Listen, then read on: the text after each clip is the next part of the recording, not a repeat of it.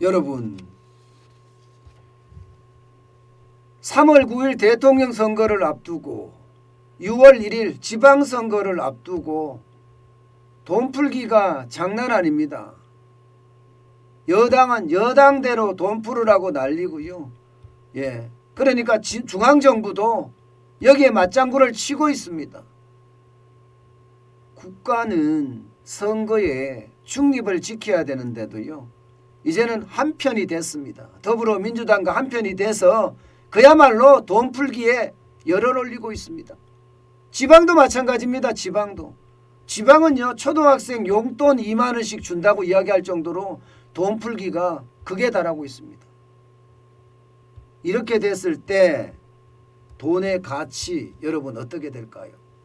돈의 가치 아마 휴지 조각이 된다. 이 말은 제가 조금 과장해서 썼지만 계속 이렇게 간다면 휴지 조각이 될 수밖에 없다는 뜻도 포함이 되어 있습니다. 당장 물으세요. 여러분도 알다시피 이재명 더불어민주당 대선 후보 돈 뿌리겠다고 했잖아요. 올해 추경 30조 하겠다. 그래서 재난지원금 전국민 재난지원금 100만 원 맞추겠다 이렇게 이야기합니다. 누구 마음대로 100만 원을 맞추나요? 누구 마음대로? 지금 국민은요 돈 주는 게 중요한 게 아닙니다. 돈 주는 게 나라 경제를 불안하게 만들지 않는 게 중요한 거예요. 오죽했으면 국민이 국가를 걱정할까요? 국가가 국민을 걱정해 줘야 됩니다. 그런데 그런 상황이 아니라 지금은 국민이 국가를 걱정하고 있어요. 하도 돈을 뿌리대니까. 그도 그럴 것이 뭐 적게 뿌린 게 아니잖아요. 2020년 3월부터 시작해서 추가 경정 예산만 그냥 어림잡아 잡아도요 120조예요. 120조. 올해 30조까지 뿌리면요. 그야말로 돈을 흥청망청 뿌리죠. 흥청망청. 예, 그만큼 말입니다. 대한민국에 돈 뿌리는 거는요. 도가 텄다. 문재인 정부는 여기에 도가 텄다. 이렇게밖에 볼 수가 없는 겁니다. 여러분 이거 한번 보세요. 당장 예산으로도 엄청나게 돈을 뿌려요. 우리 국민들이 이걸 제어해야 되는데 제어할 수 있는 견제 세력이 없습니다. 그러다 보니까 돈을 말도 못하게 뿌립니다. 2016년만 하더라도 여러분 보세요. 2016년 국가 예산이 박근혜 대통령 때입니다. 386조 4천억 원입니다. 그런데 2022년 607조 7천억 원이에요. 엄청나게 늘었잖아요. 국가 예산을 말입니다. 여러분 얼마나 늘리는지 보세요. 51.66%를 늘렸습니다. 2017년 400조 7천억 원을 2022년 607조 7천억까지 갔으니까 51.66%가 올라갔습니다.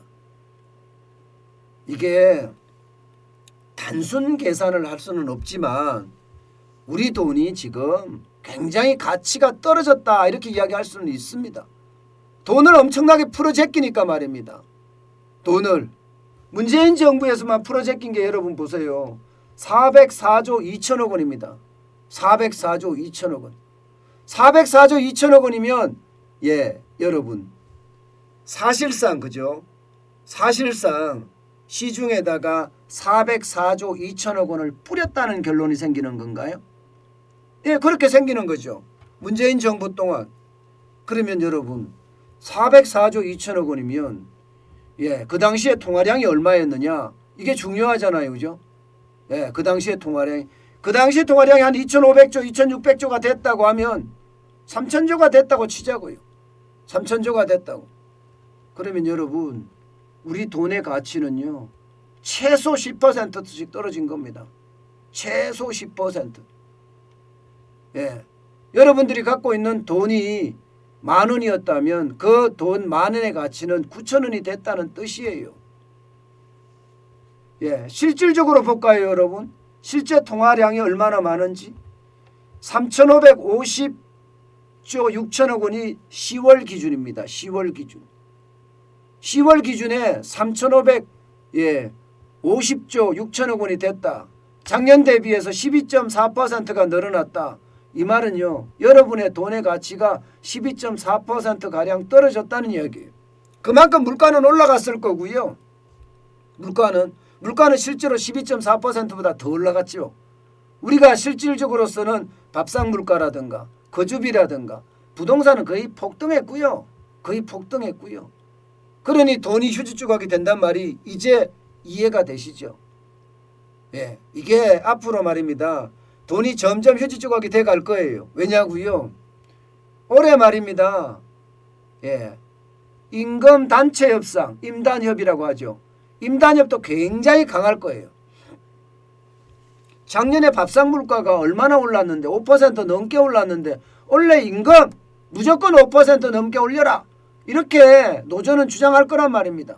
게다가 주요 노조들이 전부 다 강성으로 다 바뀌었습니다. 예, 현대차 노조, 기아차 노조, 현대중공업 노조 강성으로 다 바뀌었어요. 그렇게 되면 이거는 굉장히 강하게 시작이 될 겁니다. 그러면 악화가 양화를 구축한다고 결국 임금이 상승하잖아요. 임금이 상승하면 상승하는 만큼 돈의 가치 떨어집니다. 여기다 최저임금 많이 올렸습니다. 5.1%나 올렸습니다. 예, 그러면 돈도 많이 뿌리지. 임금도 상승하지. 최저임금도 올라지. 시중에 돈이 넘쳐나요. 시중에 돈이 넘쳐나면 넘쳐날수록 돈의 가치는 망가지고 부서지고 깨진다는 뜻이에요. 그만큼 말입니다. 포퓰리즘이 좋다. 아니 국가가 돈을 주는데 얼마나 좋아. 이렇게 이야기할 수 있지만 결국 말입니다.